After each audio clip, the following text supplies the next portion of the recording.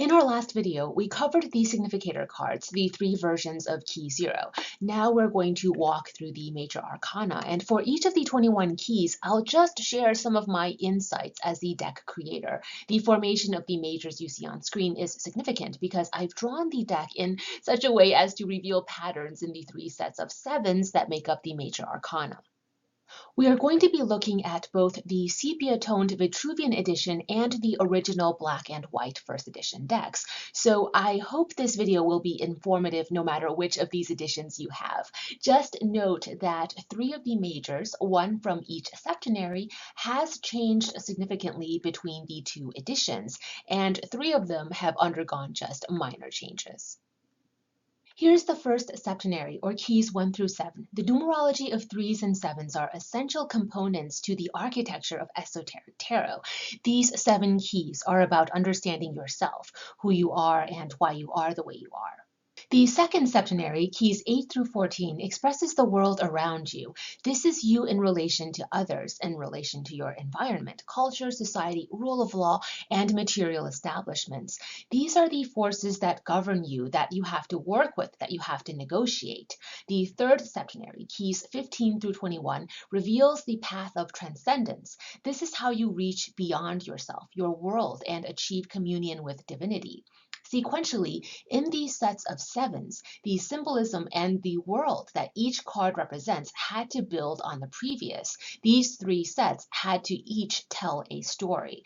Down the vertical in the parallel correspondences, these cards also had to express their relations.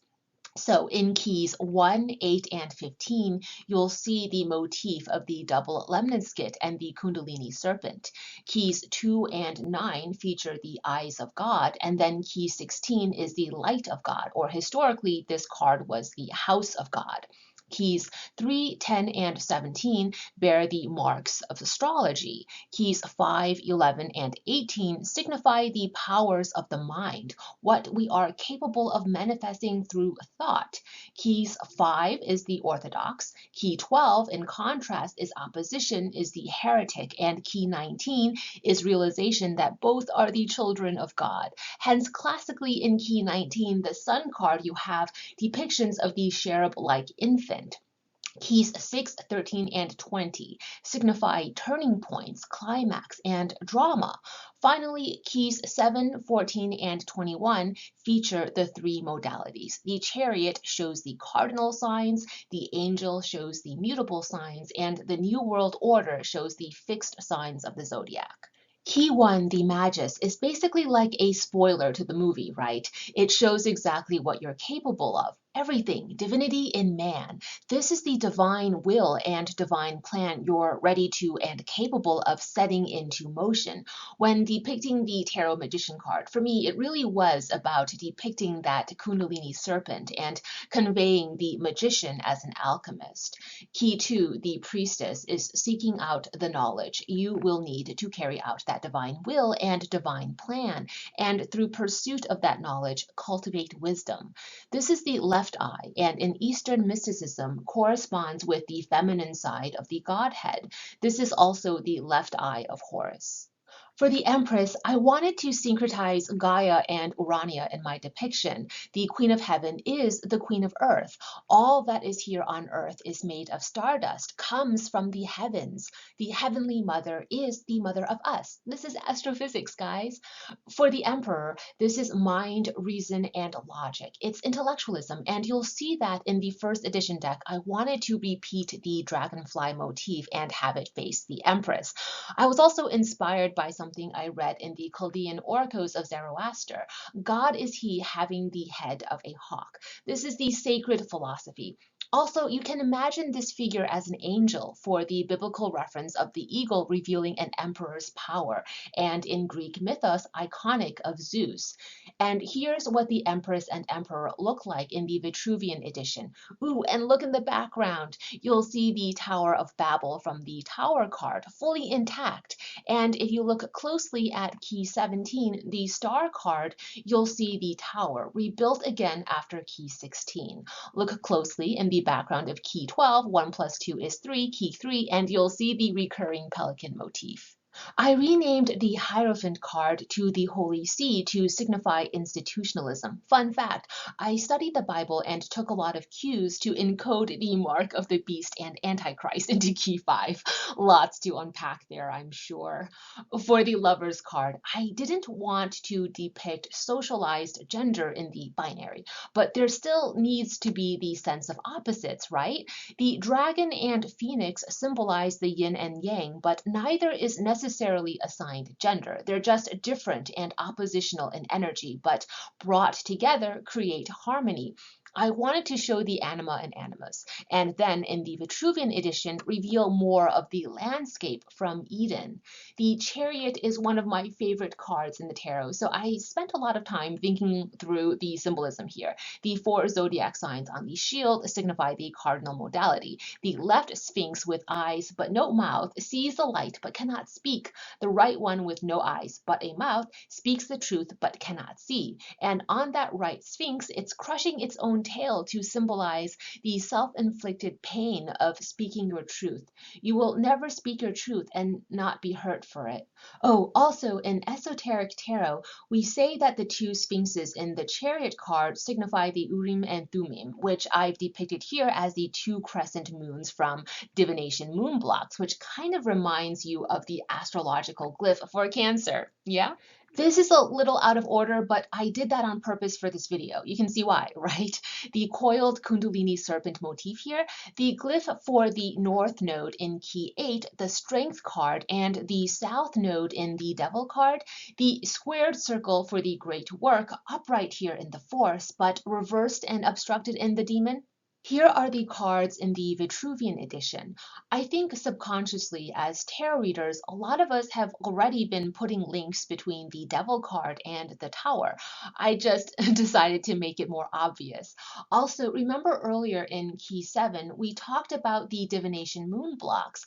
Check out the imagery on the bloody axe. Recurring symbolism across Key 7 and Key 16, 1 plus 6 is 7. The axe is also a Freemason symbol for revelation of the divine mysteries. Here, through my drawings, I'm saying that revelation of the divine mysteries comes through divination. Also, this is the trident of Shiva. Back to key 9, our Hermit card, which I've renamed the Erudite. The ear of corn here in the first edition symbolizes the zodiac sign Virgo, and according to Aleister Crowley, is fertility in its most exalted sense. In medieval Christian symbology, the corn symbolized spiritual abundance in the afterlife. The curse tablets signify the underworld, as here I've connected key 9 with exploration of the Eleusinian mysteries as instructed by Crowley. Key 10 I've renamed to the Wheel of Life because the Wheel of Life is the true mystery with a capital M for us to unravel. You see a web formed from the threads of fate all around. That motif is going to repeat again later. Here are keys 9 and 10 from the Vitruvian edition. I've explained the reasoning for every change in the companion book of maps. Oh, back to the Hermit card where you see the right eye, signifying the right eye of Horus. Remember earlier, key 2, the priestess featuring the left eye. In the 3 septenaries, there's key 2, the left eye of God. Then its parallel is key 9, the right eye of God. And then the third parallel is in the Tower card, the house of God. One more point about key 10, the Wheel of Life. There's this esoteric concept that divine will is the same as free will, and in tarot decks keyed to Western mystery traditions, you'll see that as one of the secrets hidden in plain sight, visually in key 10. So the threads of fate I've drawn on key 10 are found entwined around the holy guardian angel's white robes, and again in key 17, the healer or classic star card. Side by side, here's key 11 from both editions. Again, there's a lot going on here, which I'll get into in my books. I'll just say this here. The Chancellor, or the personification of justice, is your holy guardian angel, or divine higher genius, concealed, not yet revealing the angel's true identity, as you are still deliberating your path. That's with the capital P. Oh, and in Pictorial Key, Waite talked about the direct relation between Key 11, the Justice card, and the Two of Swords. So I've honored that observation in the way I illustrated these cards. One more thing I want to point out. The Chancellor and the Two of Swords, which I've named the Blind Seer, are incarnations of one another. Note the Eye of Providence in the card. Remember keys 2 and 9, the eyes of God? A lot of really important stuff is going on here, and the order you arrange the three cards in matter too.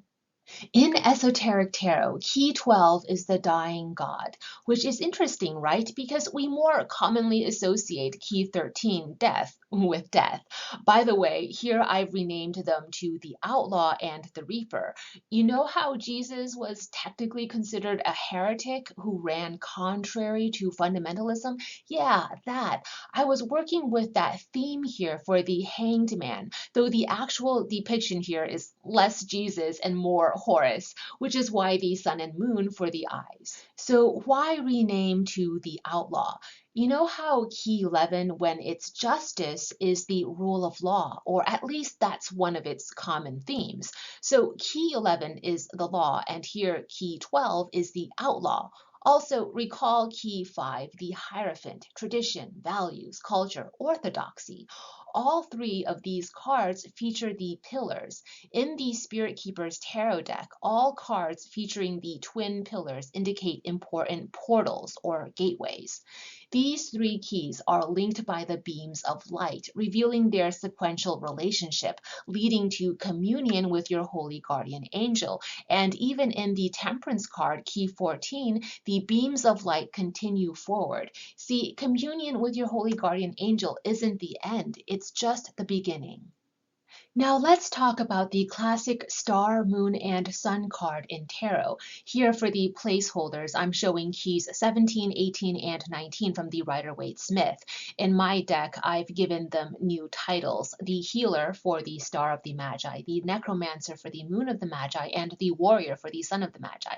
Again, lots going on here in terms of expressing my own path working, journeying, travels, interactions, physical and spiritual experiences, everything. The star is crying because she feels your pain. This is pure empathic energy. Oh, and Key 8, the Force, spiritually transitions to Key 17, the Healer, 17. 1 plus 7 is 8. Key 9 spiritually transitions to Key 18. 1 plus 8 is 9. Both of these cards make reference to the mythology of Moses, by the way, of prophets and prophecy. Key 19, the Warrior card, depicts the Bringer of Dawn. I really love this Sun card, by the way, as biased as I am. Oh, and just in case you missed it, the internal structure of the cubic stone in Key 18 transitions into the cubic stone motif emanating from the rays of light in Key 19. You would have seen the cubic stone motif in the first edition World card and foreshadowed in the Emperor card of the Vitruvian edition, manifesting just as a singular entity in the World card. I renamed Key 20 the Tarot Judgment card to the Apocalypse, a word that strikes in us the thought of an end. And yet the imagery here, at least to me, illustrates a beginning and awakening. The twin ibis heads and Caduceus with the Tree of Life is a syncretization of Thoth and Hermes, but also Ningishzida of Mesopotamian lore, the lord of the productive tree. Oh, and see the twin pillars from Key 2, the Priestess, and Key 11, the Chancellor? These three cards are all theosophically reduced to the number 2. Finally, the World card, which I've renamed to the New World Order. In the first edition version, I wanted to emphasize the theme of the union of the anima and animus into the divine hermaphrodite, intersex, being the sacred sex. In the Vitruvian edition, I emphasized the theme of self-sacrifice and self-immolation as the consequences of truly achieving transcendence. Completion of the great work necessitates enormous sacrifice of everything you ever held dear and a total change from who you once were. But in exchange, you give life. This tarot deck is so deeply personal. I've drawn into these cards the entirety of my philosophy of life. here's one detail. You know how light years work, right? How we look up into the night sky and what we're looking at is the past, millions of years into the past. And astrophysicists are looking that far into the past to our creation so we can better understand our distant future as a galaxy, our own ending, the death of our world as we know it, our universe. All right, some final random thoughts on the architecture of the major arcana. Don't neglect to consider how the cards illustrate the sacred seven, the Sun, Moon, Mercury, Venus, Mars, Jupiter, and Saturn. I was mindful of the astrological basis at every step of my design process. And we can account for the modern planets as well. Uranus, the Seeker version, shows the glyph for Uranus, Neptune, and Pluto. These three cards also signify the three mother letters and the tria prima, air, which is key 0, noted by the top left elemental glyph on the card, water, which is key 12, the outlaw, and fire, key 20, apocalypse. And the zodiac cards, beginning with Aries, Taurus, Gemini, Cancer, Leo, Virgo, Libra, Scorpio, Sagittarius, Capricorn, Aquarius, and Pisces. Want to better understand your fundamental nature, your life purpose, strengths, and weaknesses? I hope study, pathworking, and meditation of your zodiac cards will help bring illumination. And numerology, very important, right? Here's keys 1 through 5. Key 1 bears kinship with keys 10 and 19 because all three of these cards reduce theosophically to 1. Key 2 bears kinship with keys 11 and 20. Key 3 with 12 and 21. So I took great pains to make sure the artwork reflected the kinships. Key 4 and key 13 are related, hence the knight's armor. Some folks would also put key 0, the tarot fool card here. Key 5 is related to key 14, and here you'll see the Ankh in reverse in key 5 and then rectified to be upright in key 14. Now for keys 6, 7, 8, and 9. Keys 6 and 15 both feature the dragon and phoenix. This is nothing new. We saw that in the Rider-Waite-Smith. Keys 7 and 16 feature the divination moon blocks I talked about earlier in this video. Keys 8 and 17 are the signs and omens of the light worker. In key 8, the constellation Leo is depicted. In key 17, the constellation Aquarius. Keys 9 and 18 we already covered. There's a lot more to the symbology here, and I skipped so much out of fear of making this video way too long. But in a nutshell, this is the holy trinity of the divine monad, the Godhead in union, revealing creationism of the universe and the prophecies of both a Messiah and an apocalypse, religious tropes found across many, many different spiritual traditions, East and West. This is God in you, God in the world around you, and God in spirit. This is the experience of God through space-time, the scientific investigation and also interrogation of God, and then finally its realization of God, awakening into divine consciousness. Before proceeding, you may want to open up the medium white book and read page 13, just that page, and then page 23 all the way to page 61. Up to this point, we've covered the first 3 sections from the medium white book. So if you're not yet caught up, get your read on before proceeding to the next video. In the next video, we're going to cover the court cards. I think the Empyrean courts in the deck may be the hardest part of the architecture and design because I do take a lot of creative and interpretive liberties with the courts here. So let's get it out of the way before we delve into the minors.